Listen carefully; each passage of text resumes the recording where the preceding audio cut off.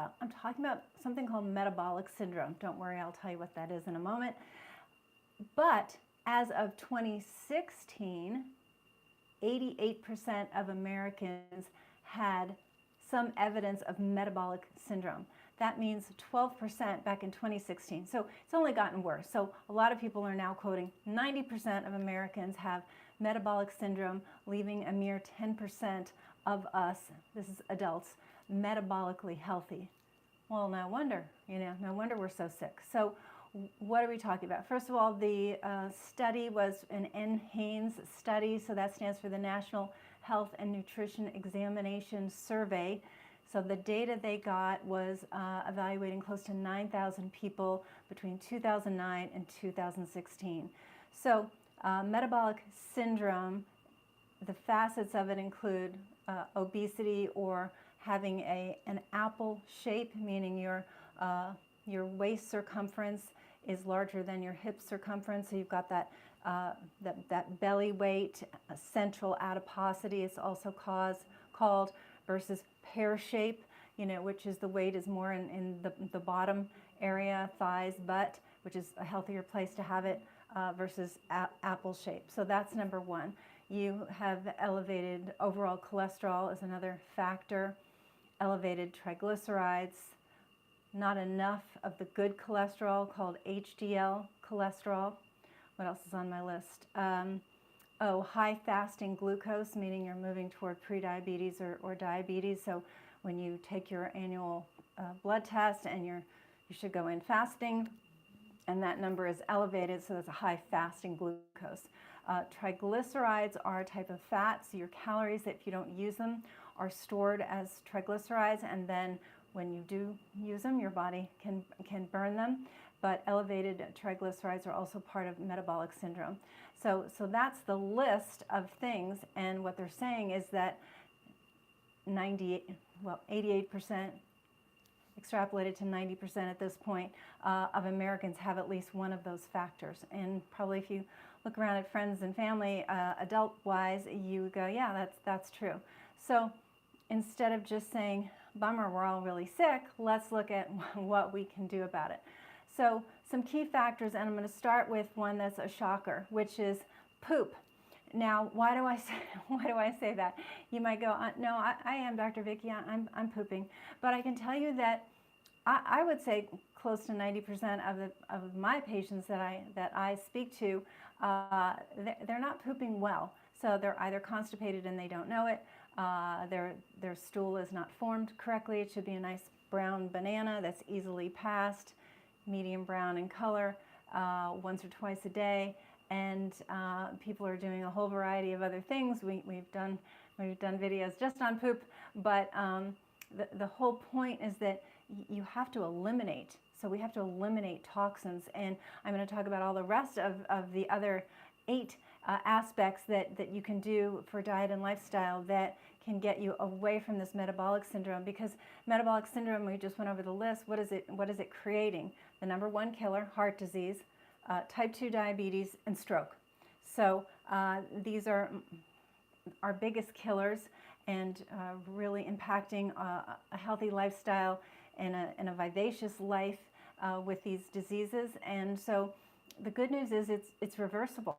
Unless it's gone on for way too long, these things are reversible. So I wasn't kidding, but I was like putting this list together, and I'm like, yes, and elimination. The body has to be able to eliminate.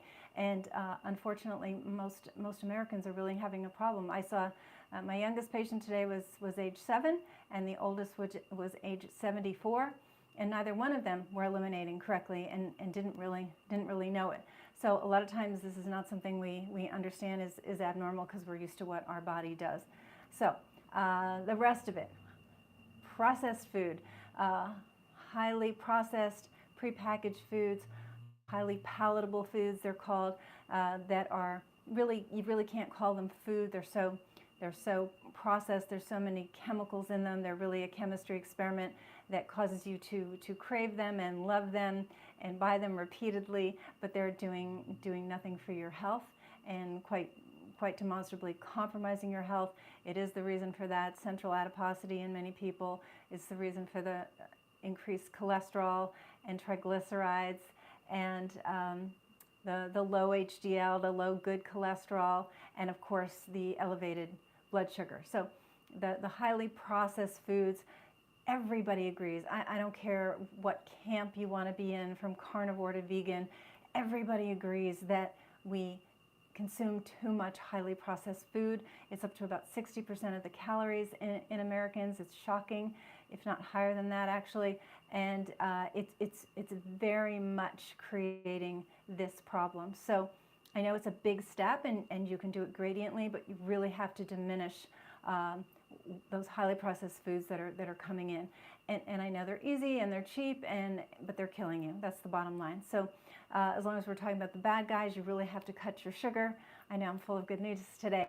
You don't want to consume more than 12 grams of sugar, and also you have to decrease your alcohol. So the studies that, alcohol is good for you and red wine is good for you have really been refuted. So we're really looking at maybe a glass a week you can get away with. Much more than that, and is acting as a toxin and creating a lot of these inflammatory issues, then leading to metabolic syndrome. So those are the bad. Now, what about the good? So we want to eat real food. I know that's a mouthful, but what does this include? So it includes fresh vegetables and fresh fruit. And no, fresh fruit is not bad for you. I've done several videos on this. Sources of protein, plant and animal. It turns out when they look at Americans, generally speaking, overall we get enough protein. Now as soon as I say that, people will point out the elderly because they are having trouble chewing, because their teeth are bothering them, or they're elderly and they've lost their appetite, so they're not getting enough protein. And yes, that is a category. Generally speaking, not looking at the elderly, Americans are getting enough protein. And the RDA is 0.8 grams of protein per kilogram of body weight. Most people are getting at least 1.2 grams per kilogram. Then you can also go into the elite athlete discussion. Yes, they need more, but generally speaking, if you just take your weight in pounds, divide it by 2.2, that will get you your weight in kilograms. And also think with what your body weight should be. So if you're 20 pounds overweight, don't base it based on that as far as how many grams of protein you need, but where should your weight be, and do it based on that. So you take your weight in pounds, divide it by 2.2, and then that will give you the number, and then you multiply that by 1.2, and that will give you how many grams of protein you need in a day.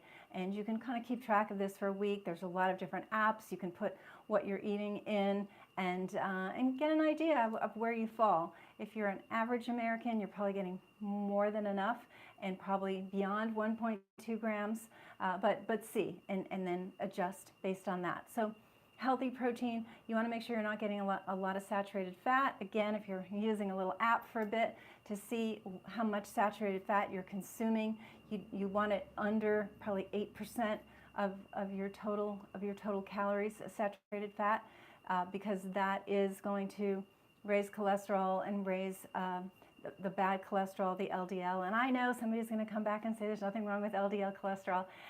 There's nothing wrong with it until it's elevated, and then there's a lot wrong with it. So you want to assess how much saturated fat.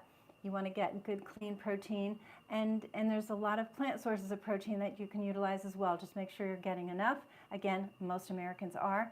And then what about our fats? So we don't want the saturated fat in abundance, but we do want our monounsaturated and polyunsaturated fats.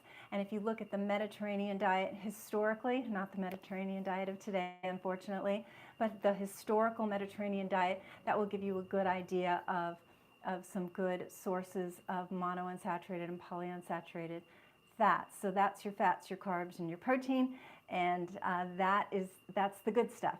What about timing? So intermittent fasting is really a good idea. Now, if you're somebody who's had trouble with diets in the past or eating disorders, then this is not for you. But for the average person, a 12 to 14 hour fast is pretty easy. You're sleeping through most of it. You want to not eat about 2 to 3 hours before you go to bed. 3 would be lovely. And then you sleep for 8, so you're already up to 11. So you're just about there. Get up, drink some water, do what you need to do, and so you're up to that 12 to 14 hours pretty readily, and see how you do with that. It's really good to give the body a rest from consuming calories, and there's a lot of good evidence to support that for longevity. Exercise, finding something you'll do is really, really critical, and not just cardio, but also resistance training.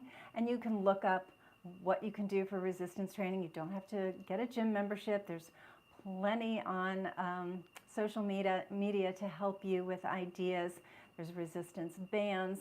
I mean, there's, cans of food. There's things you can do that have some weight to them for resistance training. But it really, really is important to have resistance training all your life, especially as you're getting older, into your 40s, 50s, and beyond. You want to really make sure you're working against gravity to make your bones stronger, etc. So resistance training is important. Just want to make sure, I think I said, maybe I didn't say hydrate. So you have to hydrate, make sure you're getting enough water, sleep. 8 hours is a sweet spot, I know some people who can get away, they seem to get away with less. Some people need a little bit more, but 8 is a sweet spot. You're not being indulgent, getting 8 hours of sleep. I wear a Whoop band. I have no affiliation with the company, but I found that it really helped me see what I was doing to get a better and or worse night's sleep. So it helped me as a metric. There's Oura rings, there's Apple Watches, there's a lot of things you can do. But I think that technology is quite helpful, because it's hard to know. I'm a clinician, and for me it was hard to know. So I think these metrics are really helpful. So we talked about cutting the sugar, cutting the alcohol, and getting away from the processed foods. So there it is. So there's a metabolic syndrome. It's leading to heart disease, stroke, and diabetes, and I could easily say it's killing most degenerative diseases we're trying to avoid. Metabolic syndrome is an undercurrent to that. But it just doesn't have to be. You can make these diet and lifestyle changes. If you need help, that's why I'm here with my team. We'd be delighted to help you, but we don't have to be the sickest country. We don't have to be actually living less long than we've ever lived before. We don't have to have children that are not healthy at a very young age, but we do. But we can make a difference, and that's why I'm here. So if you found this information helpful, please give a thumbs up, subscribe to the channel. The more people subscribe, the more people see this data. So I hope this was helpful for you, and I'll see you tomorrow. Bye-bye.